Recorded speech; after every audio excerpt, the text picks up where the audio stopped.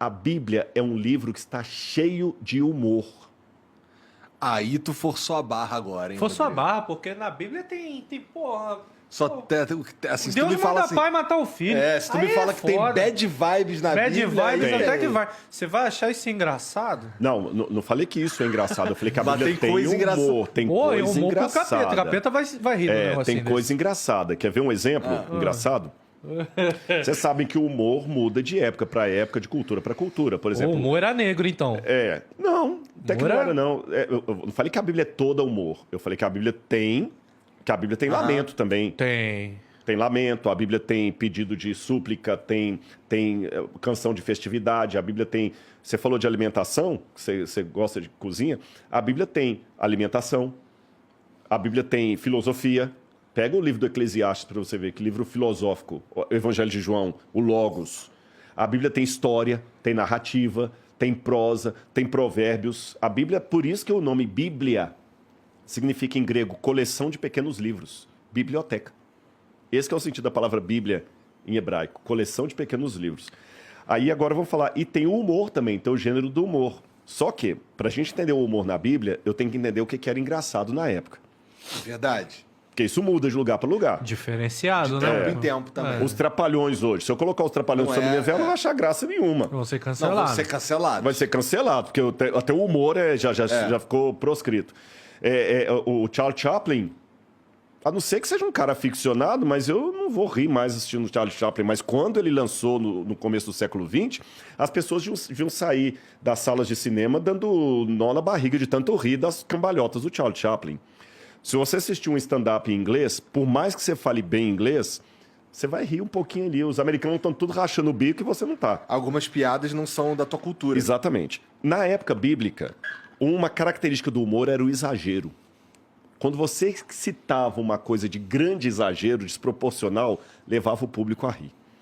Principalmente quando você começava assim, qual dentre vocês?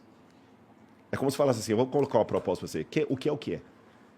E Jesus, em várias parábolas dele, fala assim, qual dentre vocês é o pai que se o filho pedir peixe, vai dar uma pedra? E Se na pedir época peixe isso era de uma pão, vai dar uma piada. pedra. Na época todo mundo quá. Quá.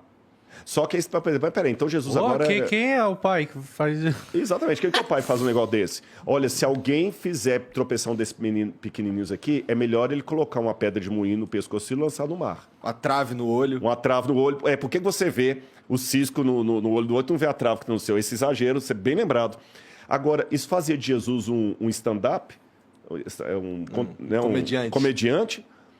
Não necessariamente. Muitas vezes essas passagens são lidas hoje com um tom de dureza. E não eram. Jesus, às vezes, era irônico. Era um humor de ironia. Porque o humor, bem colocado, ele te leva a É refletir. porque você falou sobre exageros até na hora de demonstrar algo, que o lance da camisa. O lance da camisa, Aham. exatamente. Quer ver um exemplo de exagero, de demonstrar algo?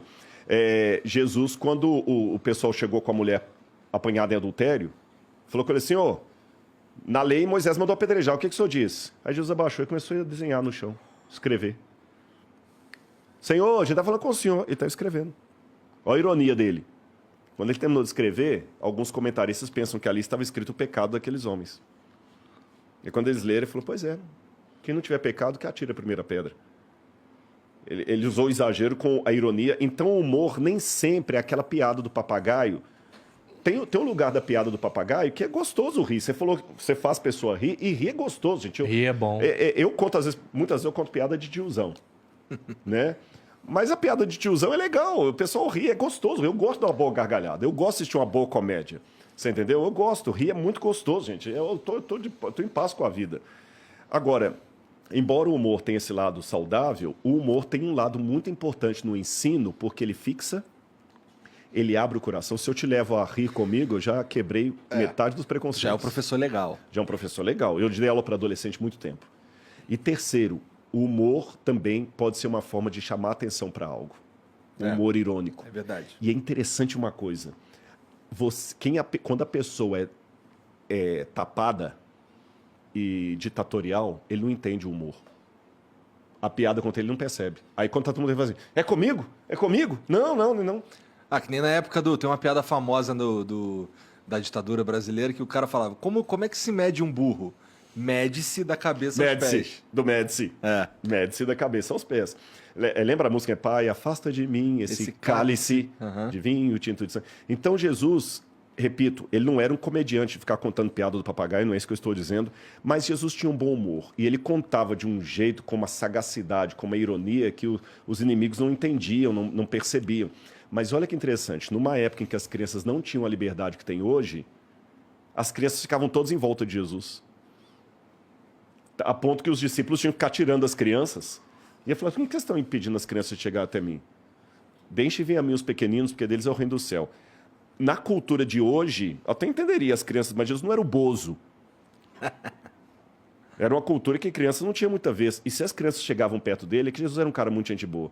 Ou seja, se ele viesse hoje, ele surpreenderia muitos religiosos radicais.